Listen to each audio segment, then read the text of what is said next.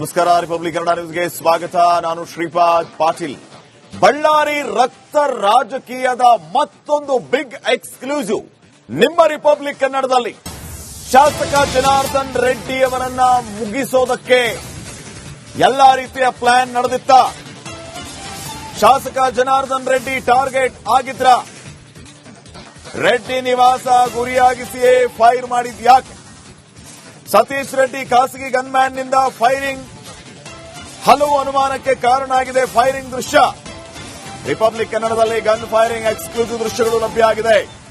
ನೇರವಾಗಿ ಗುಂಡಿನ ದಾಳಿ ಮಾಡಿದ ಭಯಾನಕ ದೃಶ್ಯ. ಫೈರಿಂಗ್ ಆಗ್ತಿದ್ದಂತೆ ಕಾರ್ಯಕರ್ತರು ಬೆಚ್ಚಿ ಬಿದ್ದಿದ್ದಾರೆ. ಆ ಎಕ್ಸ್ಕ್ಲೂಸಿವ್ ದೃಶ್ಯಗಳನ್ನ ರಿಪಬ್ಲಿಕ್ ಕನ್ನಡ ಸ್ಕ್ರೀನ್ ಮೇಲೆ ಗಮನಿಸ್ತಾ ಇದ್ದೀರಿ. ಸತೀಶ್ ರೆಡ್ಡಿ ಖಾಸಗಿ ಗನ್ಮ್ಯಾನ್ ನಿಂದ ಫೈರಿಂಗ್ ನಡೀತಾ ಅನ್ನುವಂತ ಪ್ರಶ್ನೆ ಇದೆ. ಹಲವು ಅನುಮಾನಕ್ಕೆ ಕಾರಣ ಆಗಿದೆ ಈ ಫೈರಿಂಗ್ ನ ದೃಶ್ಯ. ರಿಪಬ್ಲಿಕ್ ಕನ್ನಡದಲ್ಲಿ ಗನ್ ಫೈರಿಂಗ್ ಎಕ್ಸ್ಕ್ಲೂಸಿವ್ ದೃಶ್ಯಗಳನ್ನ ನೀವು ನೋಡ್ತಾ ಇದ್ದೀರಿ. ನಿನ್ನೆ ಹೊಸ ವರ್ಷದ ದಿನದಂದೇ ಬಳ್ಳಾರಿಯಲ್ಲಿ ಸಂತೋಷ ಮರೆಯಾಗಿದೆ. ಯಾವ ಮಟ್ಟಿಗೆ ಅಲ್ಲಿ ಹೊಡೆದಾಡಿಕೊಂಡಿದ್ದಾರೆ ನೋಡಿ. ಕಾಂಗ್ರೆಸ್ ಬಿಜೆಪಿ ಕಾರ್ಯಕರ್ತರ ಮಧ್ಯೆ ಮಾರಾಮಾರಿ, ಕಲ್ಲು ತೂರಾಟ. ಜನಾರ್ದನ್ ರೆಡ್ಡಿ ಮನೆಯನ್ನೇ ಗುರಿಯಾಗಿಸಿ ಕಲ್ಲು ತೂರಾಟ. ಸತೀಶ್ ಗನ್ಮ್ಯಾನ್ ನಿಂದ ಫೈರಿಂಗ್ ಆಯ್ತಾ ಅನ್ನುವಂತ ಪ್ರಶ್ನೆ ಇದೆ. ಜನಾರ್ದನ್ ರೆಡ್ಡಿ ಅವರ ಮನೆಯನ್ನೇ ಗುರಿಯಾಗಿಸಿ ಫೈರ್ ಮಾಡಿರೋದು ನಾನಾ ರೀತಿಯ ಸಂಶಯಗಳಿಗೆ ಕಾರಣ ಆಗ್ತಾ ಇದೆ. ಇನ್ನ ಈ ರೀತಿ ಫೈರಿಂಗ್ ಮಾಡ್ತಾ ಇದ್ದಂತೆ ಅಲ್ಲಿ ನೆರೆದಿದ್ದ ಕಾರ್ಯಕರ್ತರು ಭಯಭೀತರಾಗಿದ್ದಾರೆ. ಜನಾರ್ದನ್ ರೆಡ್ಡಿ ಕೂಡ ಈಗಾಗಲೇ ನಿನ್ನೆ ಈ ಬಗ್ಗೆ ನೇರ ಆರೋಪವನ್ನ ಮಾಡಿದ್ರು. ನನ್ನ ಹತ್ಯೆಗೆ ಸ್ಕೆಚ್ ಹಾಕಿದ್ರು, ನನ್ನ ಹತ್ಯೆಗೆ ಪ್ರಯತ್ನ ನಡೆದಿತ್ತು ಅಂತ ಜನಾರ್ದನ್ ರೆಡ್ಡಿ ಅವರೇ ಹೇಳಿದ್ರು.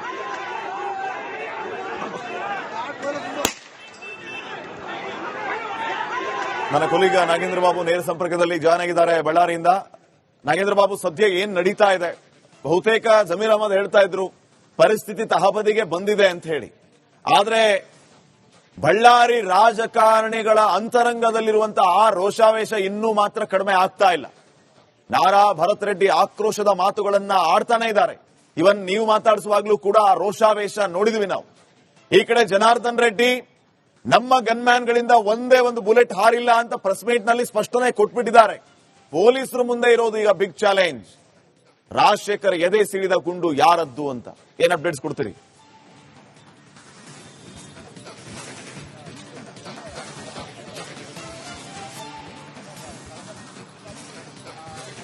ಶ್ರೀಪಾದ್, ನೋಡಿ, ಪೊಲೀಸರು ಈಗ ತನಿಖೆಯನ್ನ ಚುರುಕುಗೊಳಿಸಿದ್ದಾರೆ.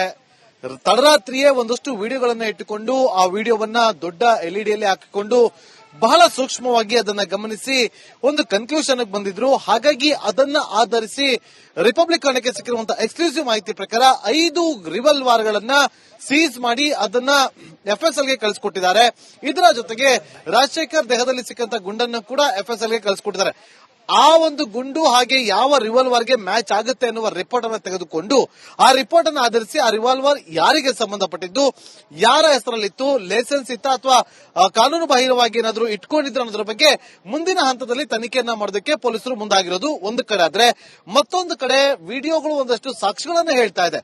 ಇಲ್ಲಿ ನೇರವಾಗಿ ಟಾರ್ಗೆಟ್ ಆಗಿದ್ದು ಬಿಜೆಪಿ ಶಾಸಕ ಜನಾರ್ದನ್ ರೆಡ್ಡಿ ಅವರ ಅನ್ನುವ ಪ್ರಶ್ನೆಗಳು ಉದ್ಭವ ಆಗ್ತಿರೋದು ಈ ಒಂದು ವಿಡಿಯೋಗಳಿಂದಾಗಿ. ಯಾಕೆಂತಂದ್ರೆ ನಿನ್ನೆ ನೋಡಿ, ನಾವು ಇಲ್ಲಿ ಬಂದು ಒಂದಷ್ಟು ಘಟನಾ ಸ್ಥಳವನ್ನ ಗಮನಿಸಿದಾಗ ಕಲ್ಲು ತೂರಾಟಗಳಾಗಿರೋದು ನೇರವಾಗಿ ಜನಾರ್ದನ್ ರೆಡ್ಡಿ ಅವರ ಮನೆ ಮೇಲೆ, ಜನಾರ್ದನ್ ರೆಡ್ಡಿ ಅವರ ಆಫೀಸ್ ನ ಮೇಲೆ ಕಲ್ಲು ತೂರಾಟ ಆಗಿದ್ದು ಆ ಗಾಜುಗಳು ಪುಡಿಪುಡಿ ಆಗಿದೆ. ಜೊತೆಗೆ ಜನಾರ್ದನ್ ರೆಡ್ಡಿ ಅವರ ಮನೆ ಮುಂಭಾಗಕ್ಕೆ ಕಟ್ಟಿಗೆಗಳನ್ನ ಎಸೆದಿರುವಂತಹ ದೃಶ್ಯವನ್ನ ಕೂಡ ನಾವು ಬೆಳಗಿಂದಲೂ ಕೂಡ ಅಲ್ಲಿ ನಿಂತು ಗ್ರೌಂಡ್ ರಿಪೋರ್ಟ್ ಅನ್ನ ಮಾಡ್ತಾ ಇದೀವಿ. ಅಷ್ಟೇ ಅಲ್ಲದೆ ವಿಪಕ್ಷ ನಾಯಕ ಆರ್ ಅಶೋಕ್ ಅವರು ಕೂಡ ನೇರವಾಗಿ ಆರೋಪವನ್ನ ಮಾಡಿರೋದು ಜನಾರ್ದನ್ ರೆಡ್ಡಿ ಅವರಲ್ಲಿ ಟಾರ್ಗೆಟ್ ಆಗಿದ್ರು, ಜಸ್ಟ್ ಮಿಸ್ ಆಗಿದ್ದಾರೆ ಅಂತ ಹೇಳಿ. ಅಂದ್ರೆ ಇಲ್ಲಿ ಏನೋ ಒಂದು ಕಾನ್ಸ್ಪಿರಸಿ ಅಂದ್ರೆ ಷಡ್ಯಂತ್ರ ನಡೆದಿದೆ ಅನ್ನುವ ಗಂಭೀರವಾದಂತಹ ಆರೋಪಗಳು ಕೇಳಿ ಬರ್ತಾ ಇದೆ. ಅದೇ ನಿಟ್ಟಿನಲ್ಲಿ ಇದಕ್ಕೆ ಸತ್ಯಾಸತ್ಯನ ಕಂಡುಕೊಳ್ಬೇಕು ಅಂತಂದ್ರೆ ತನಿಖೆಯಿಂದ ಮಾತ್ರ ಗೊತ್ತಾಗಬೇಕು. ನಿನ್ನೆ ನೋಡಿ, ಬೆಳಗ್ಗೆ ಒಂದು ಬ್ಯಾನರ್ ಅನ್ನ ಅಳವಡಿಸೋದಕ್ಕೆ ಬಂದಾಗ ಅವರನ್ನ ಮನವೊಲಿಸಿ ಕಳಿಸ್ಕೊಟ್ಟಿದ್ರು. ಯಾವುದೇ ಕಾರಣಕ್ಕೂ ಕೂಡ ಇಲ್ಲಿ ಬ್ಯಾನರ್ ಅನ್ನ ಹಾಕೋದು ಬೇಡ, ಓಡಾಡೋದಕ್ಕೆ ತೊಂದರೆ ಆಗುತ್ತೆ ಅಂತ ಹೇಳಿದಾಗ ಅಲ್ಲಿಗೆ ತಣ್ಣಗಾಗಿತ್ತು. ಅದಾದ ನಂತರ ಸಂಜೆ ಭರತ್ ರೆಡ್ಡಿ ಅವರ ಆಪ್ತ ಸತೀಶ್ ರೆಡ್ಡಿ ತನ್ನ ಪಟಾಲಂ ಜೊತೆಗೆ ಬಂದು ಇಲ್ಲಿ ಬ್ಯಾನರ್ ಅನ್ನ ಹಾಕೋದಕ್ಕೆ ಮುಂದಾಗದಂತ ಸಂದರ್ಭದಲ್ಲಿ ಈ ವಿಚಾರ ಶ್ರೀರಾಮುಲು ಅವರು ಗೊತ್ತಾಗುತ್ತೆ. ಶ್ರೀರಾಮುಲು ಅವರು ಬಂದು ಅಲ್ಲಿ ಅವರನ್ನ ಕಳುಹಿಸುವಂತ ಕೆಲಸ ಮುಂದಾದಾಗ ಅಲ್ಲಿ ತಳ್ಳಾಟ ನೂಕಾಟ ಆಗುತ್ತೆ.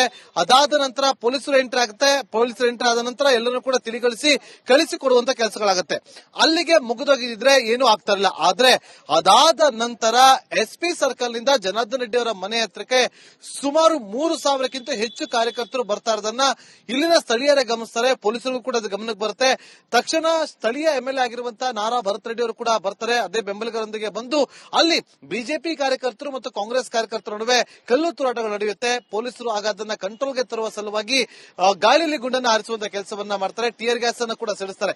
ಆ ಟಿಯರ್ ಗ್ಯಾಸ್ ಅನ್ನು ಕೂಡ ಜನಾರ್ದನ್ ರೆಡ್ಡಿ ಅವರ ಮನೆ ಒಳಗಡೆ ಹಾಕುವಂತ ಕೆಲಸವನ್ನ ಕೂಡ ಅಲ್ಲಿ ಒಂದಷ್ಟು ಜನ ಕಾರ್ಯಕರ್ತರು ಮಾಡಿದ್ದಾರೆ ಅನ್ನುವ ಆರೋಪಗಳು ಕೂಡ ಇದೆ. ಅದಕ್ಕೆ ಸಾಕ್ಷಿ ಅನ್ನುವಂತೆ ಆ ಟಿಯರ್ ಗ್ಯಾಸ್ ನ ಒಂದಷ್ಟು ತುಣುಕುಗಳು ಕೂಡ ಅಲ್ಲೇ ಬಿದ್ದಿರೋದನ್ನ ಕೂಡ ಗಮನಿಸಿದ್ವಿ. ಇದೆಲ್ಲದರ ನಡುವೆ ಇಬ್ಬರು ಗನ್ಮೆನ್ಗಳು ತಮ್ಮ ಬಳಿ ಇದ್ದಂತ ರಿವಾಲ್ವರ್ ನಿಂದ ಫೈರ್ ಮಾಡಿದ್ದು ಒಂದು ಕಡೆ ಜನಾರ್ದನ್ ರೆಡ್ಡಿ ಅವರ ಮನೆ ಕಡೆ ಹೋಗಿದ್ರೆ, ಮತ್ತೊಂದು ಕಡೆ ರಾಜಶೇಖರ್ ದೇಹಕ್ಕೆ ಹೊಕ್ಕಿರುವಂತದ್ದು. ಹಾಗಾಗಿ ಈಗ ಒಂದು ಕನ್ಕ್ಲೂಷನ್ಗೆ ಪೊಲೀಸರು ಬರಬೇಕಾಗಿದೆ. ಆದಷ್ಟು ಬೇಗ ರಾಜಶೇಖರ್ ದೇಹಕ್ಕೆ ಹೊಕ್ಕಿದಂತ ಗುಂಡು ಯಾರ ರಿವಾಲ್ವರ್ ಇಂದ, ಯಾರಿಗೆ ಸಂಬಂಧಪಟ್ಟಂತ ರಿವಾಲ್ವರ್ ನಿಂದ ಯಾರು ಅದನ್ನ ಫೈರ್ ಮಾಡಿದ್ರು ಅನ್ನೋದನ್ನ ಸ್ಪಷ್ಟವಾಗಿ ಗೊತ್ತಾಗಬೇಕು ಅಂತ ತನಿಖೆಯಿಂದ ಮಾತ್ರ ಗೊತ್ತಾಗಬೇಕಾಗಿದೆ. ಹಾಗಾಗಿ ಪೊಲೀಸರು ಕೂಡ ತುಂಬಾ ಅಲರ್ಟ್ ಆಗಿ ತುಂಬಾ ತನಿಖೆಯನ್ನ ಕೂಡ ನಡೆಸ್ತಾ ಇದ್ದಾರೆ.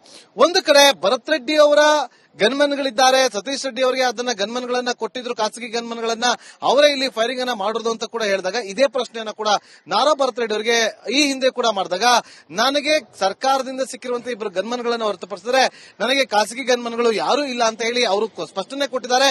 ಜೊತೆಗೆ ಜನಾರ್ದನ್ ರೆಡ್ಡಿ ಅವರು ಕೂಡ ಇದನ್ನ ಸುಳ್ಳು ಹೇಳ್ತಿದ್ದಾರೆ ಅಂತ ಹೇಳಿ ಗಂಭೀರವಾದಂತಹ ಆರೋಪವನ್ನ ಅವರು ಕೂಡ ಮಾಡಿದ್ದಾರೆ. ತನಿಖೆಗೆ ಸಂಪೂರ್ಣವಾದಂತಹ ಸಹಕಾರವನ್ನ ಕೂಡ ಕೊಡ್ತೀನಿ ಅಂತ ಕೂಡ ನಾರಾ ಭರತ್ ರೆಡ್ಡಿ ಅವರು ಕೂಡ ಹೇಳಿದ್ದಾರೆ. ಹಾಗಾಗಿ ಒಂದು ಕಡೆ ಪರಿಸ್ಥಿತಿಯನ್ನ ಹತೋಟಿ ಅಂದ್ರೆ ಕಂಟ್ರೋಲ್ಗೆ ತರುವಂತ ಕೆಲಸವನ್ನ ಪೊಲೀಸ್ ಇಲಾಖೆ ಮಾಡಬೇಕಾಗಿತ್ತು. ಎಲ್ಲ ಒಂದ್ ಕಡೆ ಆ ಒಂದು ಕೆಲಸವನ್ನ ಮಾಡಿದ್ದಾರೆ. ಅಂದ್ರೆ ಅಂತ್ಯಕ್ರಿಯೆ ಮುಗಿದ ಬಳಿಕ ತನಿಖೆ ಚುರುಕುಗೊಳ್ಳುತ್ತೆ ಅಂತ ಹೇಳಲಾಗ್ತದೆ. ಹಾಗಾಗಿ ರಾಜಶೇಖರ್ನ ಅಂತ್ಯಕ್ರಿಯೆ ಕೂಡ ಕೆಲವೇ ಕ್ಷಣಗಳ ಹಿಂದೆ ಅಷ್ಟೇ ಮುಕ್ತಾಯಗೊಂಡಿದೆ. ಈಗ ತನಿಖೆ ಯಾವ ಹಂತದಲ್ಲಿ ಸಾಗುತ್ತೆ, ಯಾವ ರೀತಿಯಾಗಿ ಸಾಗುತ್ತೆ ಅನ್ನೋದು ಕೂಡ ತೀವ್ರ ಕುತೂಹಲಕ್ಕೆ ಕಾರಣವಾಗ್ತಾ ಇದೆ. ಶ್ರೀಪಾದ್, ಓಕೆ, ಥ್ಯಾಂಕ್ ಯು ಮಾಹಿತಿಗಾಗಿ.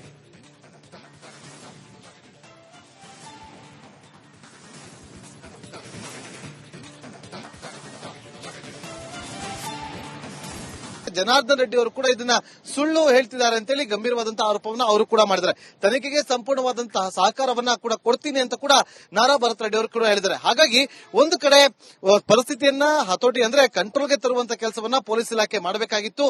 ಎಲ್ಲ ಒಂದ್ ಕಡೆ ಆ ಒಂದು ಕೆಲಸವನ್ನ ಮಾಡಿದ್ದಾರೆ. ಅಂದ್ರೆ ಅಂತ್ಯಕ್ರಿಯೆ ಮುಗಿದ ಬಳಿಕ ತನಿಖೆ ಚುರುಕುಗೊಳ್ಳುತ್ತೆ ಅಂತ ಹೇಳಲಾಗ್ತದೆ. ಹಾಗಾಗಿ ರಾಜಶೇಖರ್ನ ಅಂತ್ಯಕ್ರಿಯೆ ಕೂಡ ಕೆಲವೇ ಕ್ಷಣಗಳ ಹಿಂದೆ ಅಷ್ಟೇ ಮುಕ್ತಾಯಗೊಂಡಿದೆ. ಈಗ ತನಿಖೆ ಯಾವ ಹಂತದಲ್ಲಿ ಸಾಗುತ್ತೆ, ಯಾವ ರೀತಿಯಾಗಿ ಸಾಗುತ್ತೆ ಅನ್ನೋದು ಕೂಡ ತೀವ್ರ ಕುತೂಹಲಕ್ಕೆ ಕಾರಣವಾಗ್ತಾ ಇದೆ. ಶ್ರೀಪಾದ್, ಓಕೆ, ಥ್ಯಾಂಕ್ ಯು ಮಾಹಿತಿಗಾಗಿ.